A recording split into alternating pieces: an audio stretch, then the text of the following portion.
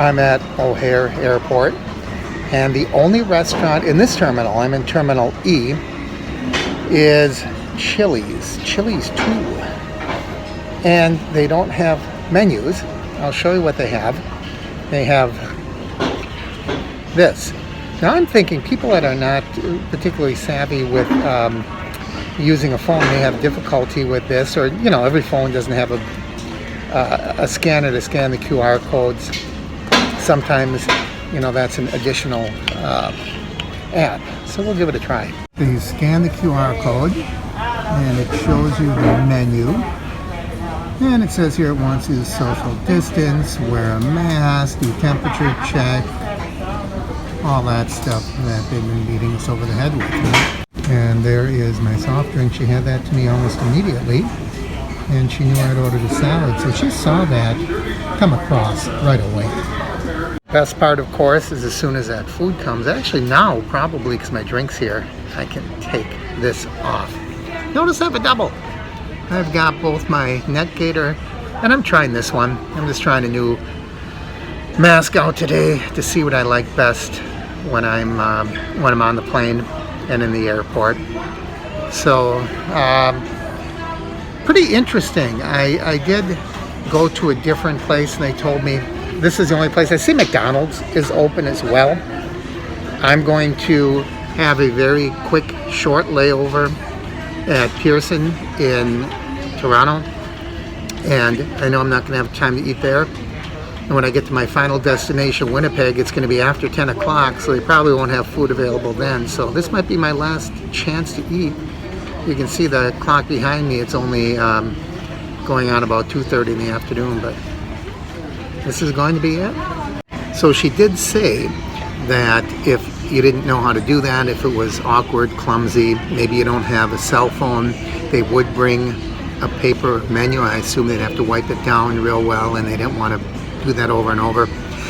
So she said the company, I don't know if it's corporate or who, but the company prefers that you order electronically by scanning that QR code. That food came so fast. Notice they have individually wrapped disposable utensils, and the salad looks good. Feels like the chicken is warm. This came literally 2 minutes, I'll bet. Very, very quick, but of course, there's not many people eating in here either.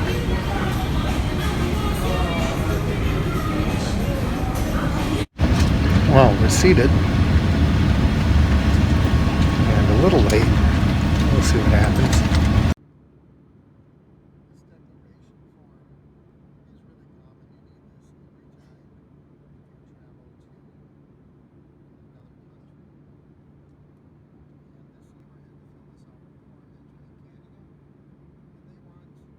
Well, I was denied entry into Canada.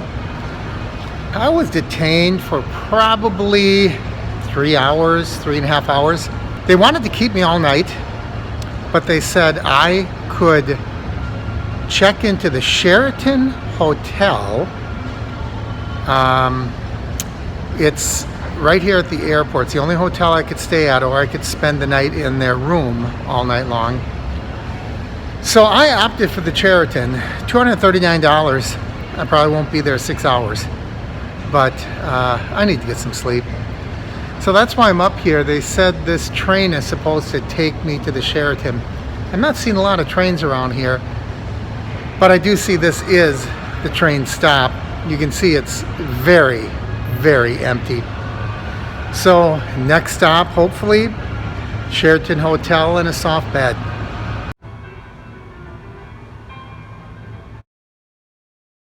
Well, I made it to the Sheraton, and as much as I would love to give you a room tour, it is 5 minutes to midnight. I have to be out of here at about 5 a.m., so I'm getting 4.5 hours sleep. I have to be back at immigration at 5:30. What happens if I'm not there?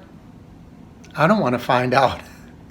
So I'll give you a quick view of the room, but I'm not going to give you one of my formal room tours that I usually do. This is a nice hotel, by the way. I'm on the club level. A lot of good it'll do me. Usually club level means that you have access to the club rooms and snacks and that sort of thing. I just have to hit the hay and get as much rest as I can. Here's my view. I'm looking right out at the airport. And as we come around, we have a desk. And you can see, since my luggage didn't catch up to me, I have some of the complimentary toiletries that they will give you at hotels. And there's a nice big TV. There's a Keurig coffee maker. You can see that there's a little bureau here. King size bed. Nightstand on either side. Complimentary water. Nice relaxing chair. It's going to get a little dark over here because I didn't turn on any lights. Look at this, an old-fashioned wooden coat rack. That's kind of neat. All right, that's a little better view. Nice wooden bench. This is looking back in the room. Well, I wish I was spending more than 5 hours in this room. Continuing on, we have a large closet. Pretty standard bathroom. It's nice that they do have a few toiletry items. And the shower is just a standard tub shower. So that's it. Tomorrow I will tell you a little more about my experience with being denied to enter the country of Canada. It's just before 5:30 a.m. and I have to report back to immigration. And as you can see, Pearson Airport is darn near empty. I've been to this airport many, many times. It's rare that I see it like this. Of course, this is a combination of the early hours and the extreme travel cutbacks due to COVID. Here's a Nexus Enrollment Center, by the way. This is where I was interviewed for my Nexus. It's right here in Pearson Airport. Well, I got to immigration at 5:30. They told me come back at 6:30, and they changed the time on my papers. So right now they confiscated everything. They took my passport. They gave me a photocopy, a facsimile of my passport. So that's how I'm supposed to get around. I still have my Nexus card though. And the Nexus card also acts as my ID, I suppose. They didn't take that from me. Of course, I can't leave or get into the country with a Nexus card. So there is a mask rule in effect when you're indoors. I was going to step outside so I could take the mask off, but they are really limiting the doors. Some are just exits, some are just entrances. I don't understand why. It looks like this whole level is exit, but I'm concerned if I go out, I might not be able to get back in. There's no one around me for a couple hundred feet anyway, and I see a few people that have taken these off. So I'm hoping if there's no one near me, how can I pass anything along? So I'm just getting a little bit of breather, a little bit of break from the mask. The only reason I was released last night, I only got about 4 hours sleep, was because it was a hotel that's attached here to Pearson Airport, and I got there about midnight, as you know, and I had to be here at 5:30, so I woke up at 4:45. It was nice to get a shower,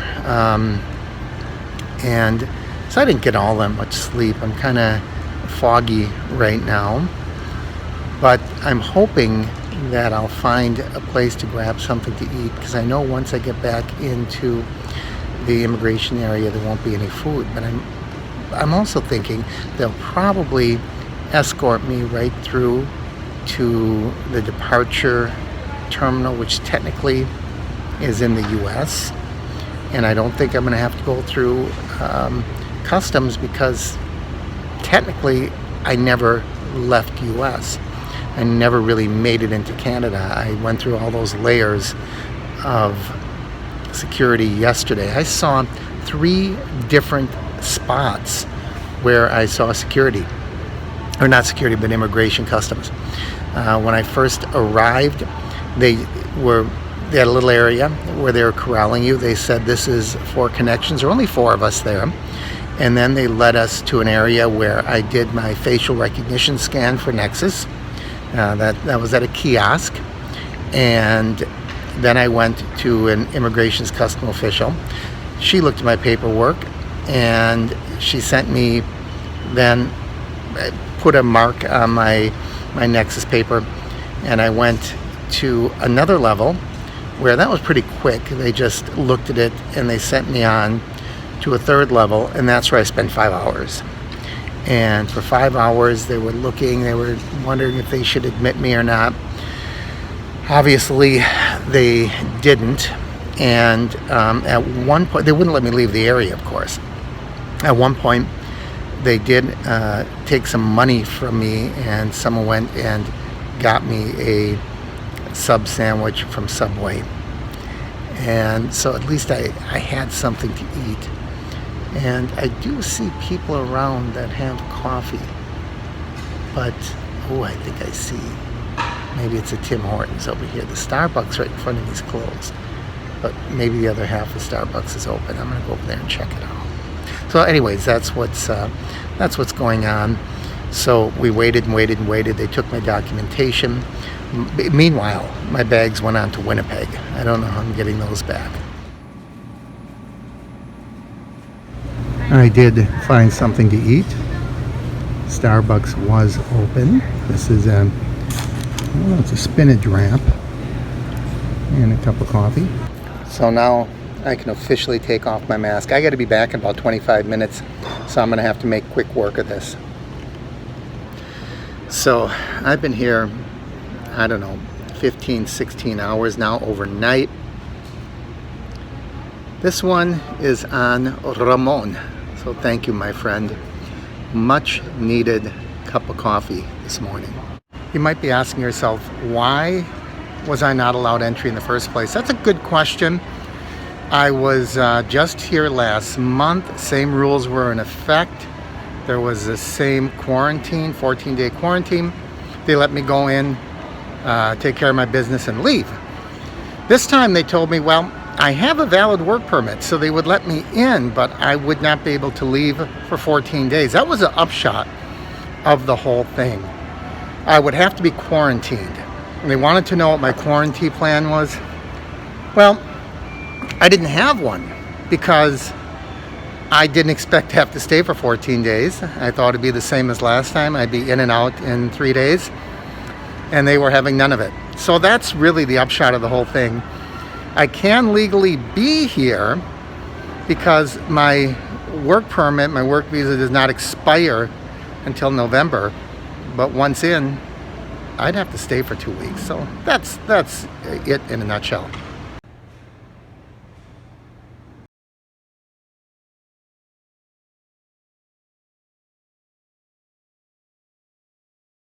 I made it to O'Hare. And of course, if you've ever flown into O'Hare, they taxi for, no exaggeration, at least a half hour. They actually parked. He said all the gates are taken up right now. They actually parked and waited for a gate to open. That was such a long taxi. Got there. I knew my bags weren't going to be here because they're in Winnipeg. So I went down to report them. The baggage office is locked up tighter than a drum. So I tried to call. I got my bags reported, and now I have to pick up my car, and it's at one of those off-site parking places, and they're not expecting me for a few more days, so they're gonna be sending a shuttle, but they said there is a truck overturned on Mannheim that has blocked all traffic, so who knows how long it's gonna take to get the shuttle, and then once I shuttle over there, they have to get my car. So this has just been a comedy of errors, but at least it gives you a little insight into what happens if your flight's redirected, if you can't get somewhere, if you miss a connection. All those things happened during this trip, and you just got to take them one at a time. You can't panic, you can't let it get you upset, because in the end, you're in the same place, only now you're mad or upset, right? So I'm waiting on my car. I'll be waiting on my luggage, probably a few days on that, to get it from Winnipeg to my home in Wisconsin. I'll keep you updated. As always, I encourage you to like and share the videos. If you haven't already, please click my face in the corner to subscribe, and don't forget to ring that bell icon up above so you know when I post new videos. I want to hear your comments on this. Have you ever had a trip like this? Do you have questions on what you might do if you're in a situation like this? I would love to help you out. I answer every comment whenever possible. Thanks for watching, everyone. I'm Mark, and this is Mark's Travel Time.